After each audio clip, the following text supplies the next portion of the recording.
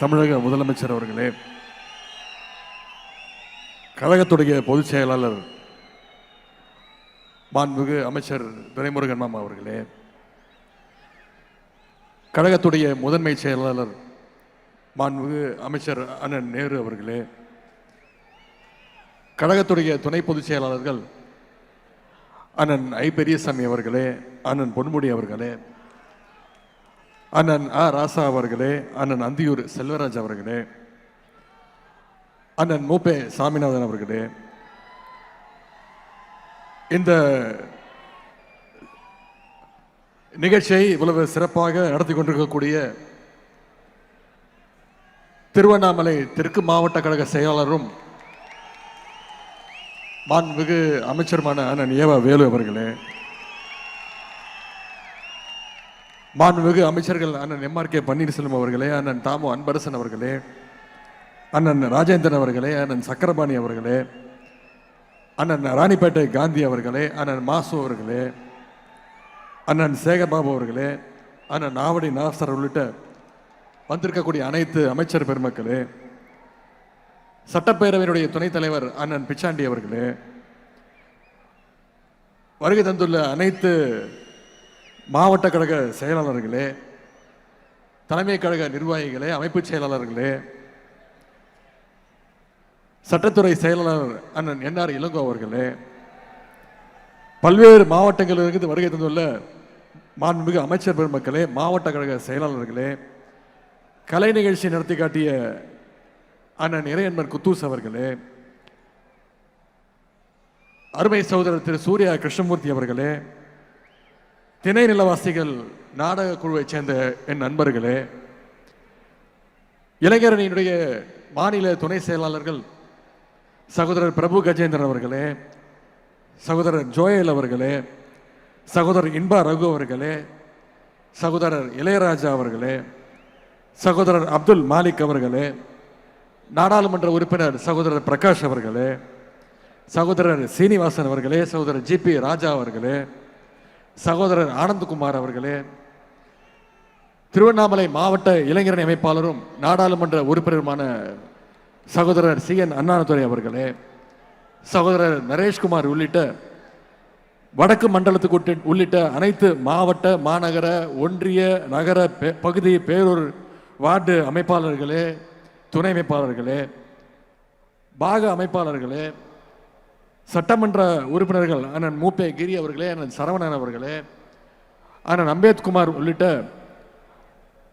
நாடாளுமன்ற சட்டமன்ற உறுப்பினர்களே, அண்ணன் ஜோதி அவர்களே, மாநகர மேயர் நிர்மலா கார்த்திக் வேல்மாறன் உள்ளிட்ட அனைத்து உள்ளாட்சி அமைப்புகளுடைய பிரதிநிதிகளே, மருத்துவ அணியினுடைய மாநில துணைத் தலைவர் மருத்துவர் கம்பன் அவர்களே, இளைஞரணி உள்ளிட்ட அனைத்து அணிகளுடைய நிர்வாகிகளே, அனைத்து மாநகர ஒன்றிய நகர பகுதி பேரூர் கிளை வார்டு கழக செயலாளர்களே, நிர்வாகிகளே, வடக்கு மண்டல நிர்வாகிகள் சந்திப்புக்காக உழைத்த திருவண்ணாமலை ஒருங்கிணைந்த மாவட்ட கழகத்துடைய நிர்வாகிகளே, 29 மாவட்ட கழகங்களை தவிர தமிழ்நாட்டுடைய பிற மாவட்டங்களிலிருந்து வருகை தந்து இந்த நிகழ்ச்சியை தன்னார்வத்தோடு ஒருங்கிணைத்திருக்கக்கூடிய என் அருமை இளைஞரணி நிர்வாகிகளே,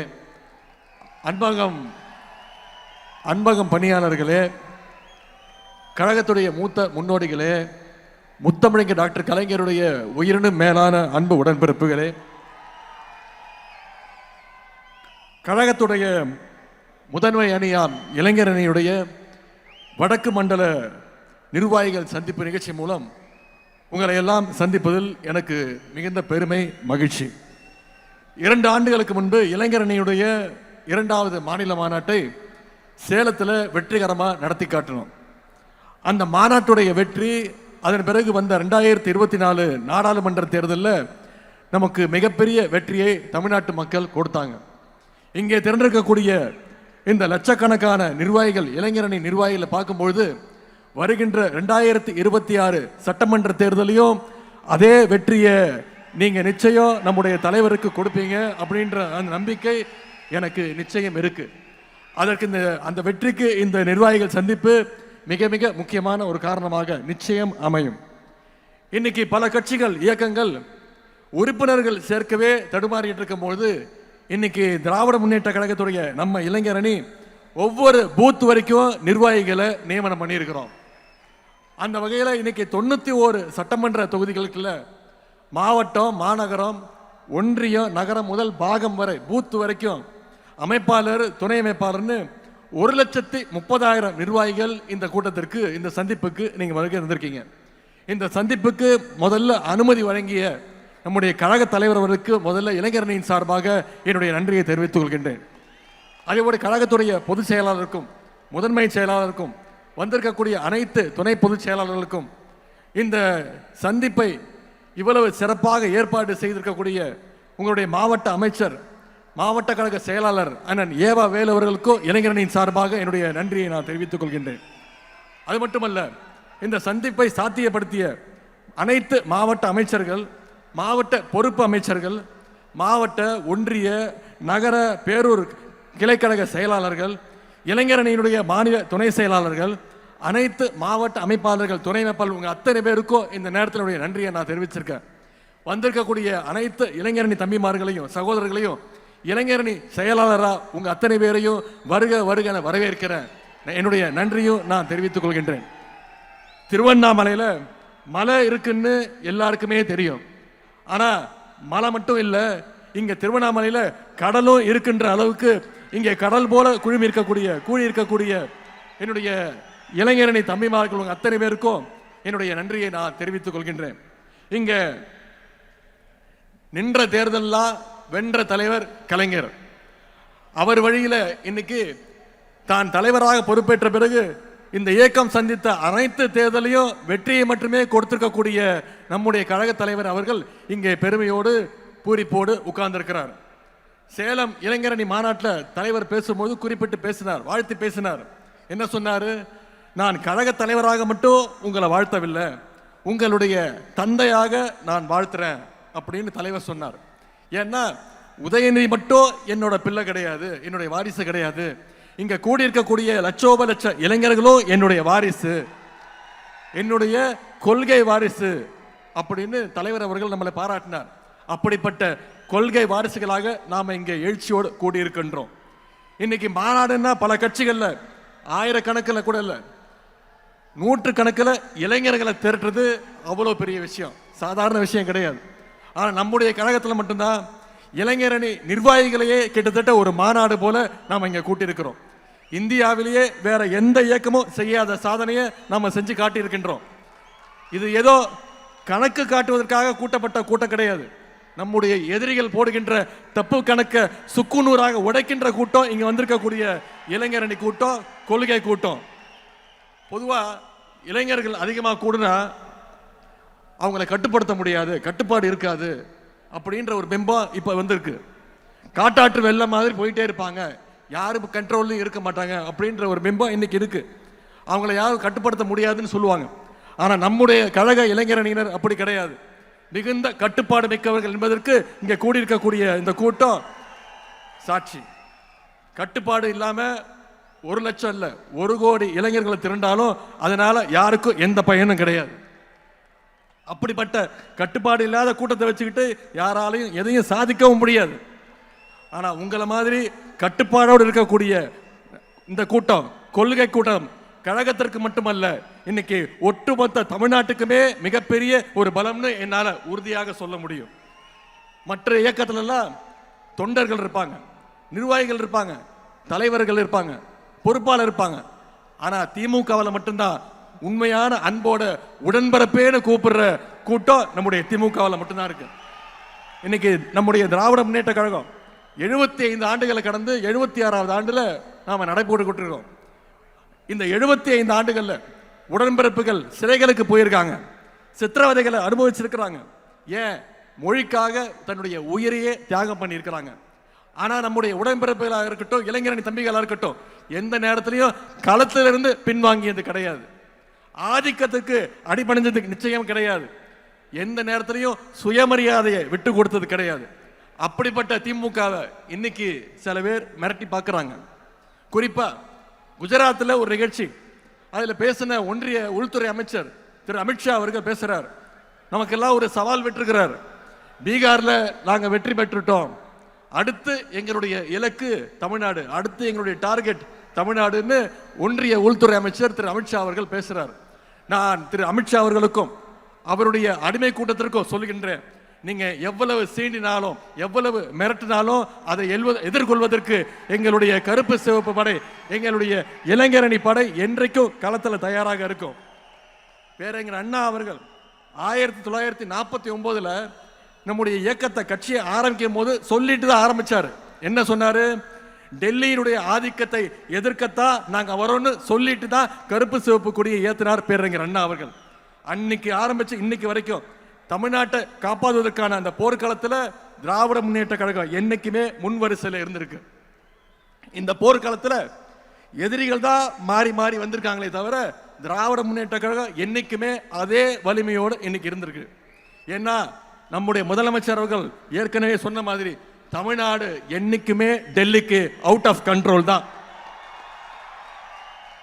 அப்படிப்பட்ட நம்மளை பார்த்து தயாராக இருங்க, நாங்க தமிழ்நாட்டுக்கு வரோம்னு மிரட்ட பார்க்கறாங்க. திராவிட முன்னேற்ற கழகம் ஏதோ ஆட்சி அதிகாரத்துக்கு வரணும், பதவியை தக்க வச்சுக்கணும்னு உருவாக்கப்பட்ட இயக்கம் கிடையாது. இது தமிழ்நாட்டு மக்களை, தமிழினத்தை காப்பாற்றுறதுக்காக துவங்கப்பட்ட இயக்கம். மிசா எனும் நெருப்பாற்றில் நீந்தி வந்த இயக்கம். உலக வரலாற்றிலேயே ஈடு இணையில்லாத மொழி போரை நடத்தி அதிலையும் வெற்றி பெற்ற இயக்கம் திராவிட முன்னேற்ற கழகம். தமிழ் மொழிக்காக தண்டவாளத்தில் தலை வைத்த இயக்கம் திராவிட முன்னேற்ற கழகம். பல துரோகங்களை, பல அடக்குமுறைகளை வீழ்த்திய இயக்கம் திராவிட முன்னேற்ற கழகம். இப்படிப்பட்ட எங்களை பார்த்து குஜராத்தில் உட்கார்ந்து மிரட்டி பணிய வைக்கலாம்னு நினைச்சா நிச்சயம் அது உங்க கனவுல கூட நடக்காது. இங்க கூடி இருக்கக்கூடிய இளைஞரணி தம்பிமார்களும் தலைவருடைய உடன்பிறப்புகளும் இருக்கிற வரைக்கும் நிச்சயம் அது நடக்க விட மாட்டாங்க. ஆகவே கடைசி உடன்பிறப்பு இருக்க வரைக்கும் தமிழ்நாட்டை சங்கி கூட்டத்தால தொட்டு கூட பார்க்க முடியாது. நீங்க பீகார்ல வெற்றி பெற்றிருக்கலாம், உத்தரப்பிரதேசம், மத்திய பிரதேசம்னு வடநாட்டில் நீங்க வெற்றி பெற்றிருக்கலாம். ஆனா தமிழ்நாட்டுக்குள்ள ஈஸியா நுழைஞ்சிடலாம்னு நீங்க தப்பு கணக்கு போடுறீங்க. ஏன்னா நிச்சயம் நடக்காது. ஏன்னா தமிழ்நாட்டுக்குன்னு ஒரு தனித்துவம் இருக்கு. தந்தை பெரியார் அப்படிங்கிற கொள்கை நெருப்பு தமிழ்நாட்டை என்னைக்கும் சுற்றி நின்று காப்பாத்திட்டு இருக்கு. பேரறிஞர் அண்ணா, டாக்டர் கலைஞர் அவர்களும் அவங்க இன்றைக்கும் உணர்வாக இருந்து நம்முடைய தமிழ்நாட்டை வழி நடத்திட்டு இருக்கிறாங்க. ஜனநாயகத்தை பாதுகாக்க தன்னுடைய 23 வயசுல மிசா கொடுமைகளை எதிர்கொண்ட கழக தலைவர் அவர்கள் நம்மை வழி நடத்த இன்றைக்கு இங்க இருக்கிறாங்க. பாஜக அப்படின்றது மதம் பிடிச்சு ஓடுற யானை அப்படின்னு நாம நினைச்சிட்டு இருக்கோம். ஆனா அந்த யானையை அடக்கிற அங்குசம் இதோ இங்க இருக்கக்கூடிய நம்முடைய கழக தலைவர் முத்துவேல் கருணாநிதி ஸ்டாலின் அவருடைய கைகளில் நிச்சயம் இருக்கு. இது மோடிக்கும் தெரியும், அமித்ஷாவுக்கும் தெரியும். அதனாலதான் நேரா வந்தா ஜெயிக்க முடியாதுன்னு இன்னைக்கு பழைய அடிமைகளையும் புதுசா புது அடிமைகளையும் கூட்டிக்கிட்டு துணைக்கு அழைச்சிக்கிட்டு நம்மளோட மோத பார்க்குறாங்க. பழைய அடிமைகள் புதிய அடிமைகள் மட்டுமல்ல, இன்னைக்கு சிபிஐ, இடி, இன்கம் டாக்ஸ், ஏன் எலெக்ஷன் கமிஷன், இப்படி எல்லாரு கூடயும் கூட்டணி வச்சு பாசிச பாஜக கூட்டு சேர்ந்து தமிழ்நாட்டுக்குள்ள நுழைய பார்க்குறாங்க. இப்படிப்பட்ட பாஜகவை நம்பித்தான் எதிர்கட்சி தலைவர் திரு எடப்பாடி பழனிசாமி அவர்களும் தேர்தல் களத்துக்கு வந்திருக்கிறார். ஆனா நாம அப்படி இல்லை. முழுக்க முழுக்க கழகத்துடைய தொண்டர்களையும் இளைஞரணி தம்பிமார்களையும் தமிழ்நாட்டு மக்களையும் நம்பி நாம களத்துக்கு வந்திருக்கிறோம். நாம தொடர்ந்து மக்களோட இருக்கோம், மக்களும் தொடர்ந்து நம்மோட இருப்பாங்க, அந்த நம்பிக்கையோடு இருக்கும். 4 நாளுக்கு முன்னாடி சென்னையில் அதிமுகவுடைய பொதுக்குழு கூடுச்சு. அதுல ஒரு தீர்மானம் போட்டாங்க. 2026 திரு எடப்பாடி பழனிசாமி அவர்களை முதலமைச்சர் ஆக்குவோன்னு அடிமைகள் தீர்மானம் போட்டிருக்கிறாங்க. பொதுவா கார்ல பேட்டரி டவுன் ஆனா அதை 4 பேர் தள்ளி விட்டு ஸ்டார்ட் பண்ணலாம். ஆனா கார்ல இன்ஜினே இல்லைன்னா எவ்வளவு தள்ளினாலும் அது ஸ்டார்ட் ஆகாது. இன்ஜின் இல்லாத கார் தான் இன்னும் இருக்கக்கூடிய அண்ணா திராவிட முன்னேற்ற கழகம். இப்போ பாஜக அப்படின்ற லாரி அந்த இன்ஜின் இல்லாத காரை எப்படியாவது கட்டி இழுத்துட்டு போக பார்க்குது.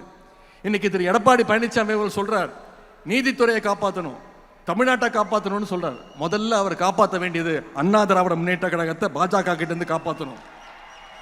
இன்னைக்கு கட்சியிலிருந்து ஒவ்வொருத்தரா வெளியே போயிட்டு இருக்கிறாங்க. ஆனா அவர் என்ன சொல்றாரு, யார் வேணாலும் வாங்க, யார் வேணாலும் போங்க, நான் மட்டும்தான் நிரந்தர பொதுச் செயலாளர். இதுதான் திரு எடப்பாடி பழனிசாமி அவர்களுக்கு தேவை. அவருக்கு தேவை மட்டும் கிடையாது, நமக்கும் தேவை அதுதான் என்பதை நீங்கள் உணர வேண்டும். திரு எடப்பாடி பழனிசாமி அவர்களே, உங்ககிட்ட ஒரே ஒரு விஷயத்தை சொல்றேன். அடிமையா இருந்து சுகமா வாழ்றதை விட சுயமரியாதையோடு சுதந்திரமா வாழ்றது தான் முக்கியம். இதோ இங்க இருக்கக்கூடிய எங்களுடைய லட்சக்கணக்கான திராவிட முன்னேற்ற கழகத்துடைய இளைஞரணி தம்பிமார்கள், கருப்பு சிவப்பு இளைஞர்கள் இங்க பாருங்க, சுதந்திரமா இருக்கும், குறிப்பா சுயமரியாதையோடு இருக்கும். அதனாலதான் இன்னைக்கு நம்மளை நோக்கி தமிழ்நாட்டு இளைஞர்கள் தொடர்ந்து வந்துட்டு இருக்கிறாங்க, தங்களுடைய ஆதரவை கொடுக்கிறாங்க.